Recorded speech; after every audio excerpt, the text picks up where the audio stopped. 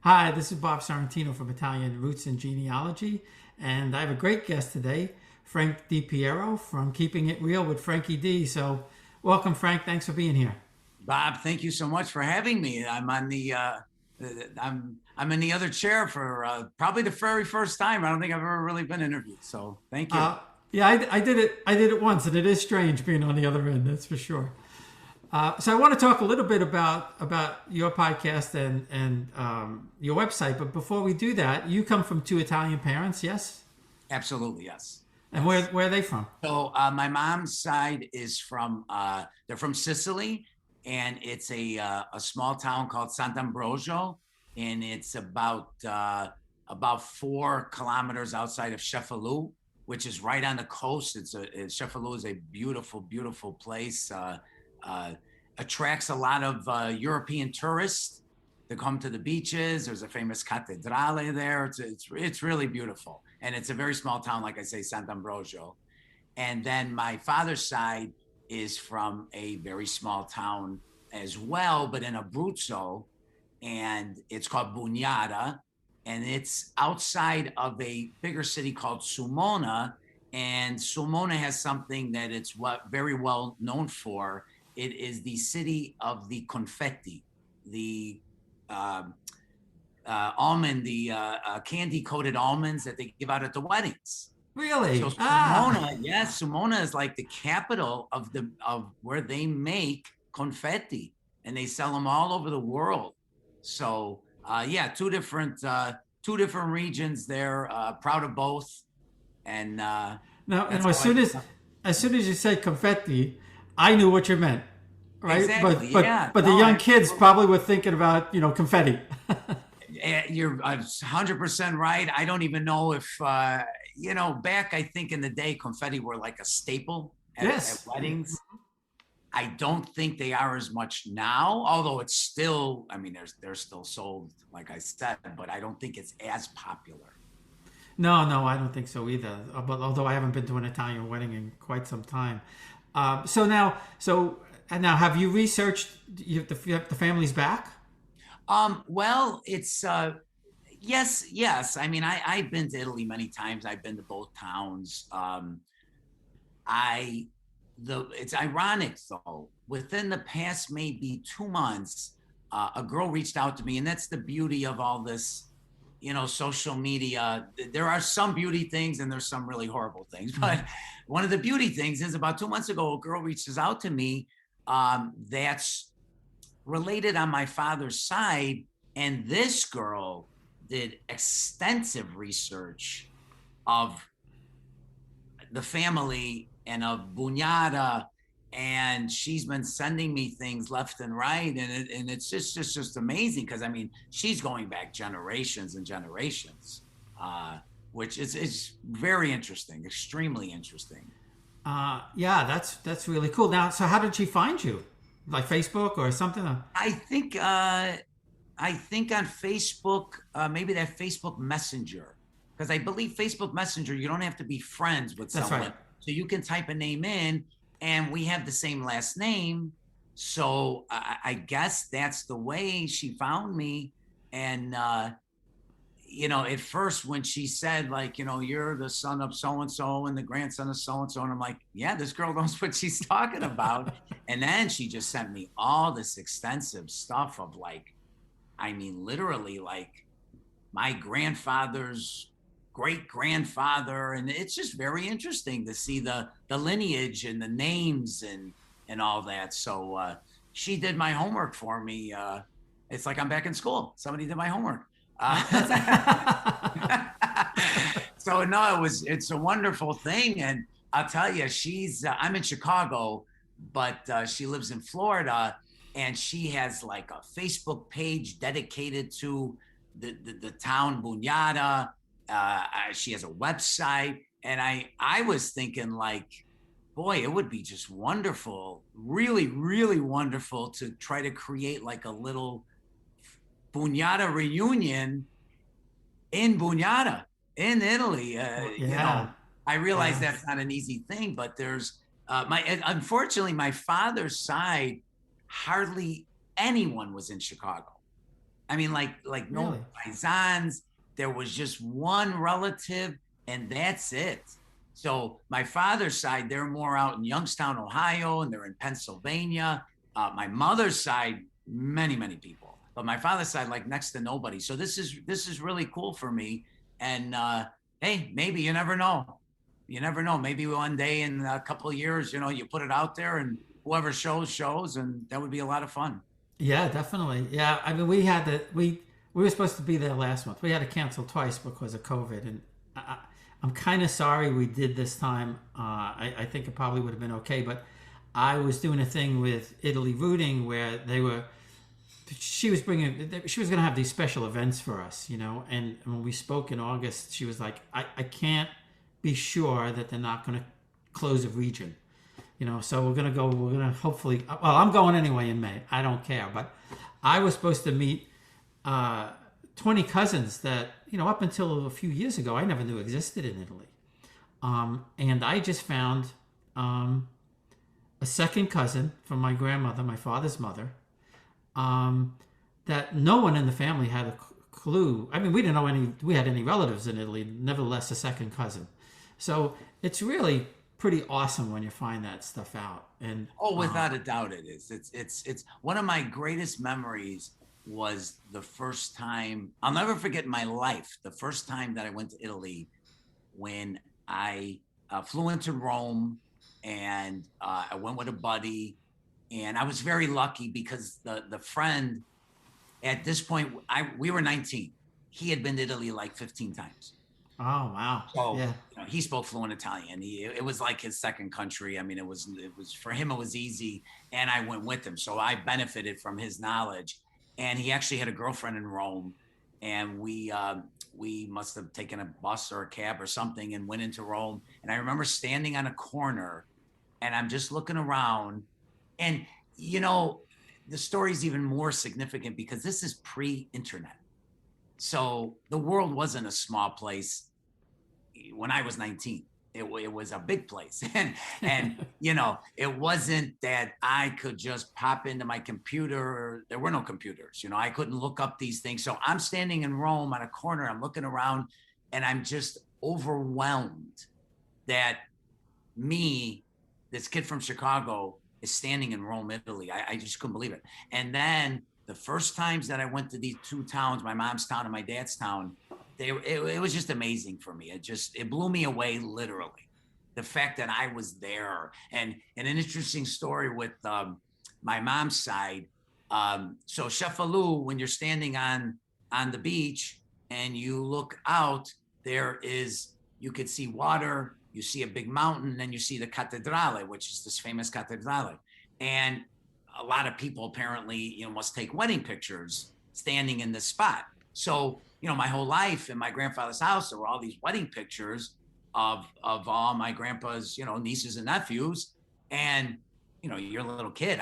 It didn't mean really much to me. mm-hmm. And then when I was standing there and I'm looking out and I'm like, oh my God, that's the picture. I'm standing in the spot of the picture yeah, that I right. looked at my whole life. But like I said, you're a kid, you don't know anything.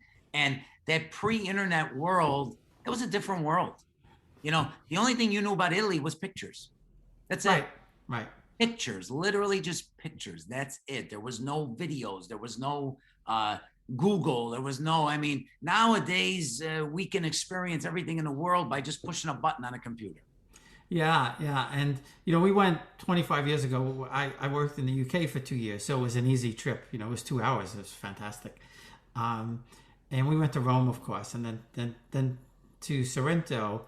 And, walking around Sorrento, I'm walking around and my wife says to me, you love it here, don't you? And I said, I feel like I'm among my people. Now, she's half Sicilian, half Puerto Rican. But I said, I feel like I'm with my people. And then, walking around the town and seeing, the Sorrentino butcher and the Sorrentino this. And then right in the middle of the town was the Circolo Sorrentino. And it was Sunday morning, maybe 10 o'clock or something like that. There was nobody in the place. And I wanted to get my picture taken in the place. And I went up and he spoke a little English. I went up to the maitre d' or waiter, whatever he was. And I said, can I I'm a Sorrentino from America. Can I come in and take a picture? And he says, no, you don't come in. I said, no, I just for a second, I want to take a picture. I'm sorry. And he says, no, you can't come in. I said, even for a second. And he went like this with his head. And there were the four guys with the fedoras and the cigars sitting in the corner. And I said, okay, I understand. Wow. Probably any other time of the day, I probably would have been able to go in. Absolutely, yes. But like you said, and I've talked. You feel different, 100%. And that's why also, I'm very involved with the Italian community in Chicago, and I'm very concerned with the younger people and where our ethnic group is going, because I don't feel like it's not going upward. The arrow's not pointing up; it's pointing down, and that's just an obvious thing. It's 2021. It's not the same. I know in Chicago, there's Italian neighborhoods basically don't exist. There's a trickling in a couple of areas. People don't come here from Italy anymore. There's no mass immigration. Generations have passed and passed and passed, and it's just different. So it's an actual concern. And for me, the one solution that can change things is a trip to Italy, like you just said. Like I said in my story, the impact of that trip to Italy is priceless. So for me, I'm on a crusade. I feel like we as a community need to organize a trip to Italy every summer for younger people, like that 18 to 25-year-old range, because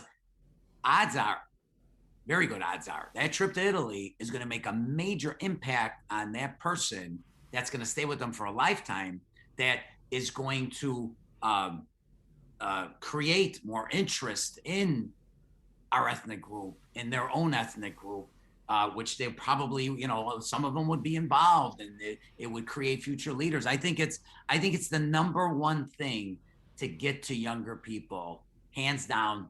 There's nothing else as close. Yeah, no, I agree. Maybe that's something that you and I and maybe Anthony Riccio from Boston, we work on together to do something. That's a fantastic idea, because that's why I do what I do. I feel like the culture is being left behind. For sure, and that's why, I feel like it's almost like an obligation, a responsibility. Like, we need to do this. And when you hear countless stories, I'm sure you come across this in your podcast. I do as well. And you're interviewing somebody, and it's like, I went to Italy and it changed everything. I just hear this repeatedly. Well, if that's the case, I'm on these, I'm involved with a lot of things. And there's this national group now of Conference of the Presidents.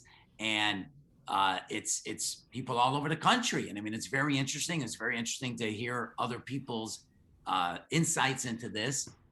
But the recurring theme is, how are we going to get to the youth? How are we going to get to the youth? Mm-hmm. Our club, our organization, there's no young people. How are we going to get there? And I'm like yelling from the rooftops, like, hey, if we have a problem there, and that's the problem for everyone in the country, we need to do something different. That any intelligent person would say, of course, you can't keep doing the same thing. Well, I don't want to cross over and offend anyone. That's not my point of anything. I always say, I'm speaking from Chicago. I know Chicago. I'm born and raised Chicago. So in Chicago, we give away probably collectively $100,000 to $200,000 a year on scholarships. And what we get in return for that as an ethnic community, mind you, is nothing. We get nothing back. There's no, you say to the kid, well, are you going to study Italian in college? You're going to study Italian-American studies? Are you going to help us? Are you going to get involved? There's nothing. There's just, here's your $3,000. Good luck. And, that pays for a class or two. And, and my thing is always, the majority of these people, this is not a hardship thing. This is, Joe's nephew, Pete's neighbor, and Tony's friend. And we just give these things, and it's like, pretty much these kids are going to college regardless. They're not going to college for that $3,000 scholarship. We're not asking them to, part of it is you have to study Italian. So we're getting nothing in return. And if we put this money together and came up with a trip to Italy, that I'd have no problem with them being part of the people that go, Yeah. the impact would be major. But one thing with Italian Americans, it's very difficult to convince them of doing different things. They feel like, I know I'm always, like, who are you to tell us what to do with our money? No, they rather have that dinner, that gala where they give out the award and everybody feels like we accomplished so much. It's great. I'm not discouraging education. I'm not discouraging anything. But ethnically speaking, there's no effect with that scholarship. None. Yeah, I hear what you're saying, and that's that's one of the things that was so great when I got in touch with Anthony Riccio, and I probably do what you do. I mean, I search around for authors and I find interesting people, but that's what's so great about what Anthony's does, because he recorded the voices of people 40 years ago, Italian immigrants from 40 years ago.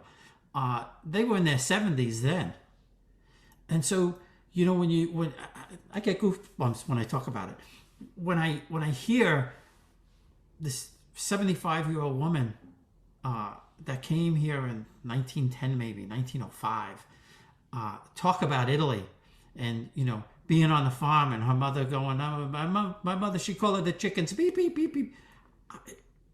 It's amazing to me, and to your point, the kids today, they didn't grow up like us. They didn't grow up with the Italian family, and they didn't talk about Italy that much, but you had that kind of togetherness type of thing, and go into the Italian neighborhood where everybody on the block was Italian and stuff like that. Absolutely. That stuff's not around anymore. Yeah.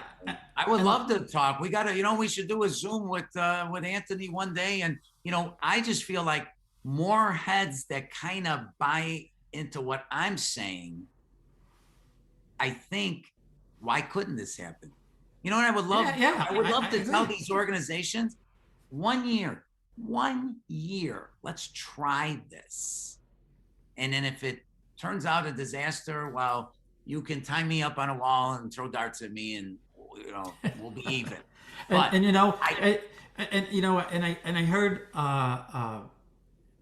I think it was the Italian American podcast, and I sent him an email. It was one of the actors, an actor, and he never responded, which I was kind of sad about. But I guess they get tortured by a lot of people. But they were talking about this kind of same type of thing, and they were saying that these Italian Americans that made it, actors, actresses, politicians, they don't do anything for us.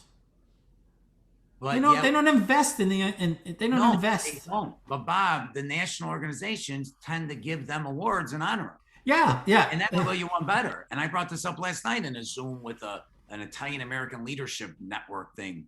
And it's just interesting because I love hearing people's thoughts, because this is my favorite topic every day. Okay. I told them last night, there's this big deal with Italian American Heritage Month in October. I said, that's my Heritage Month every day, every hour. So, where was I? Oh, so we're like, I don't understand these national organizations, because part of our thing is this, anti-defamation, and we got to get people, the American public, to look at us beyond Jersey Shore and Sopranos. But then we honor the people who make these productions and star in them. Now, I'm not here to tell anybody how they should make a buck. You're an actor, you got a part, you can make, God bless, do what you got to do. But we're going to honor the guy that's bringing us down in one regards. Now, like you said, if this actor ponied up and said, I'm going to make a donation of $250,000 dedicated to Italian language and culture classes for kids K through 12, I'd say, God bless, give him the award. I'll shine it. But when he doesn't do anything for us, and we're just based solely on he's famous and we're going to have a dinner and have him there and I'm going to take pictures with him. I don't buy into it. I don't care about that guy. That guy's meaningless to me. I was telling him last night, the man who volunteers at our community center, our Italian community center in Chicago, that just comes there voluntarily and paints and cleans and plasters the walls because the walls are so old. They're made of plaster, not even drywall. That's my hero. That's the guy I want to honor, not some actor because he's famous. See, that's where our leadership is deranged. Like they're more concerned with that stuff. I could care less about that stuff. I don't want to take a picture with that actor. That does nothing for me. Give me a picture with the guy plastering the wall. Yeah, no, I hear you. So that's a good segue into your website, which you talk about Italian American life and everything. So what does your website? What's the intent of your website? We'll be right back. Experience Italy like never before, traveling with a scheduled group or create your own bespoke tour with friends with PhilItaly.com. Pack your bags and follow Phil.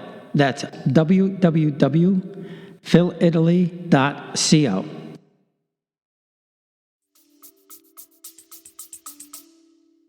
So, basically, I kind of fell into doing a podcast when I didn't even know what that word meant at the time. I'm not gonna lie to you. I'm not really up to date on stuff. I'm not technological. If I didn't have my son to help me with all the computer stuff, I couldn't even do it.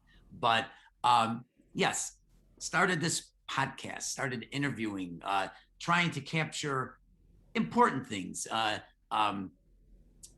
information, stories that I felt that our people should know about. I'm not so much into, Sunday dinner stories, you know what I mean? Like, it's like a beating a dead horse with the family gathers for Sunday dinner. That's awesome. And that was great, but we got to get beyond it. We got to get, there's a lot of stuff we got to accomplish and let be known. So do the podcast and the interviews. And then I started, on my son's suggestion, doing a thing called Italian American Moments, which is a short minute video specifically because the attention span of people is not very large. And this hits directly an invention, an accomplishment, an interesting tale that in 1 minute I spew out a ton of words and hope that it arouse interest. Okay. Sometimes I tape these videos on site of something that's appropriate for it. Like, for example, I just taped in front of a Montessori school in Chicago. I did a little minute video about Maria Montessori. What is a Montessori school? Who's Maria Montessori? So I'm just trying to give them quickie information. Okay. An Italian immigrant invented the ice cream cone. The list goes on and on and on. I think we're up to like 80 moments. And like I said, it's just, and one thing with me, the podcast, the Italian American Moments, anything on my website, it's called Keepin Real with Frankie D, but I mean this from the bottom of my heart. Me personally, I'm insignificant here. It doesn't matter about me. I'm just the guy that's coming out of my mouth. That's all. I want our people to take what I'm saying, the information, and run with it. It's not about me. It's funny. You share it on Facebook because that's the best way to get to people, right? And then once in a while, I have a Facebook group, and it'll turn me down, and it'll say no selfie videos. And it's like, are you kidding me here? Selfie video? I know that aggravates me too. Life researching, writing, taping, this, that, information for our people. And this guy would rather have a thing about ravioli because you know why? They don't even know any better. But it's okay. I'm not taking it personally. The point is, I'm trying to spread all this information. So the website's ItalianAmericanLife.com. And like I said, I'm involved with a lot of things on the website. I also have some, occasionally if it's a holiday and there's a certain tradition or a cultural thing that we do food-wise, I will tape a video of that. I was very lucky. My wife was born in Italy. She was born in Calabria. So, I've been with much more an influx of Italian people for the past 35 years. Like I say, I don't want these things to die. We had an Italian club in Chicago, an actual building that, like everything else, money disappeared, interest disappeared, it ended. In fact, they knocked the building down. Oh, wow. So we used to have these monthly dinners, and it was great. And, I'm the type of guy, like, I always think to myself, well, why can't I do it then? You know what I mean? So we don't have the club. So, went around. I know a lot of guys with restaurants, women with restaurants, and like, hey, could we do this menu, this set price? So we started doing these dinners, not all the time, 3-4 times a year, but we've been doing them for about 9 years. And we call it Little Italy Cenetta. A cenetta is little dinner. Okay, a cena is a dinner, cenetta is a little dinner. And I'm the type of guy, like, build it and they shall come. So you'd say, well, it's a dinner. What's a big deal? Well, you know what, though? When you bring Italians together, good stuff can happen from that. So just being together with these 50, 60, 70, 80 people, if there's anything in the community happening, I'll, do real quickie notifications in the beginning, speech, if you will. I talk super fast, which I can, because I know people don't come there to listen to me. But if it's something important, I usually, I subscribe to all these magazines, newspapers. So I put on a table, I spread it out, all this stuff. And I always say to everybody, take it. It's free. Take it, take it, take it. I want people to read it and, arouse interest. And on very rare occasions, because I don't want, what it is, whatever the price from the restaurant guy is, if it's $35, he charges me $35. I charge the people $35. So there's no money to make. Occasionally, I would have a raffle to raise money for an exclusive Italian cause. Only that. Be it, we raise money. We started an Italian American Studies program at Loyola University in Chicago.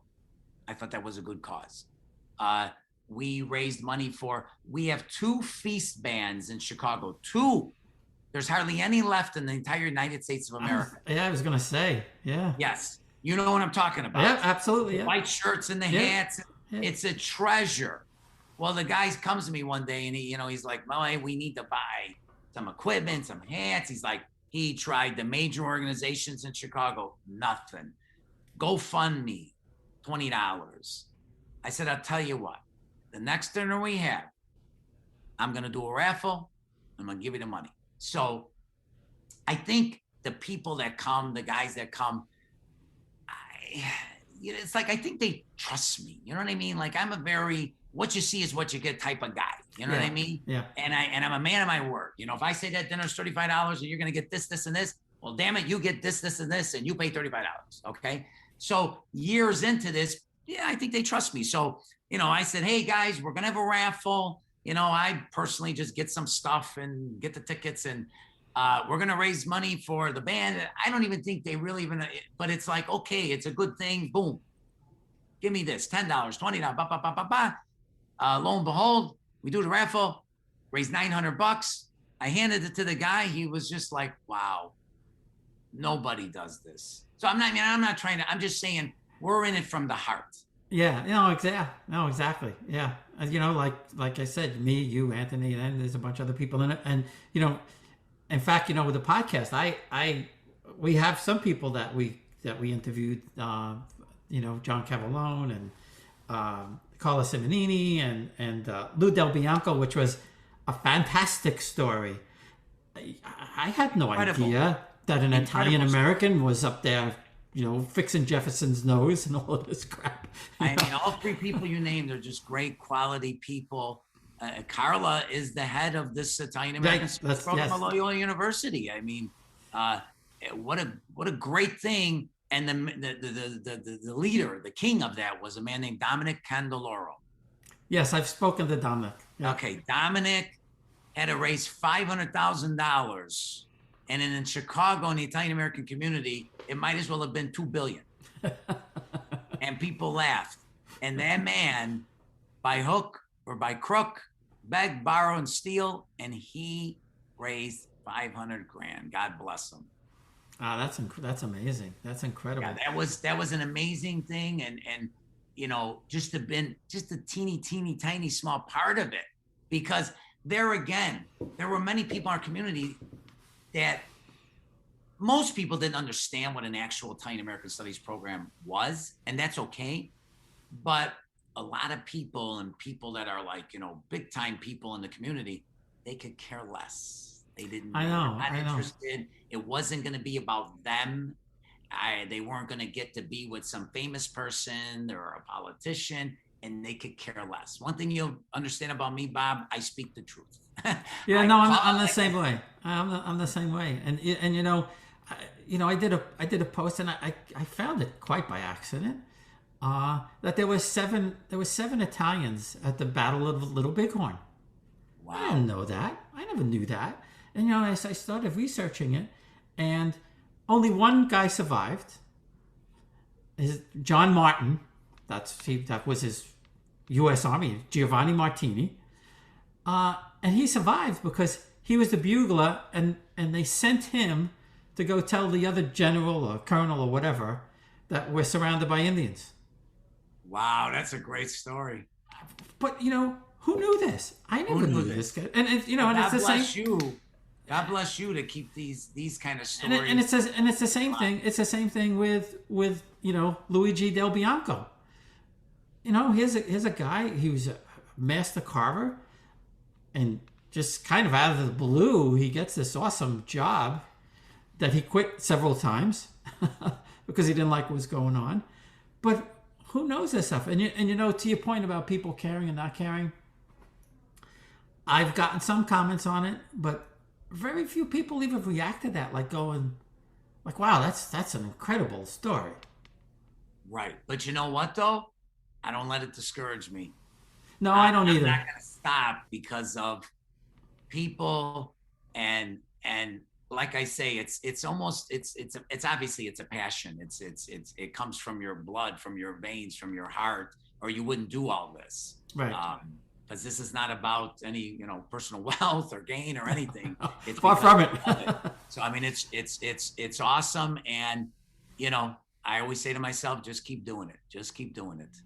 Yeah, no, that's what I do, and I've kind of found two young guys that are doing it, and one of them, in fact, at some point in time, when I get too old to do this, I'm hoping he'll take over some of this stuff.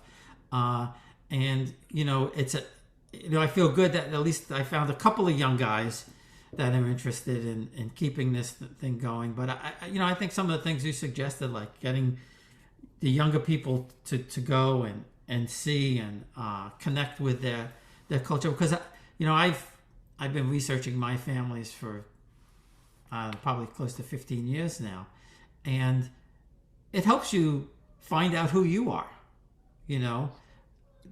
That's the way I feel. That's the way I feel. And in Italy, on the whole, is an incredible place. I mean, it's got the most UNESCO World Heritage sites. It's number one by far. It's like not even close with the rest of the world. And it's such a magical place. And like I said, I'm not saying if you send 100 kids there, 100 are going to come back and go, oh my God, this is tremendous, and this is going to be my life. I don't mean that. But I know if you send 100 kids there, odds are it's going to impact pretty much all of them. And I think it may impact to another level a few. I agree. They go there and it literally changes their life. That's how incredible. I'm pretty confident about that. And as far as learning about your ethnic background, that's the easiest. That's the quickest. That's the best. There's nothing else. You could have 10 million festivals and eat 20 million sausage sandwiches with peppers. It ain't going to do it compared to that. Those are great things too. I'm not discouraging anyone from going. That's awesome. But it cannot be in place of, as a substitute of real knowledge of your background, of your family background.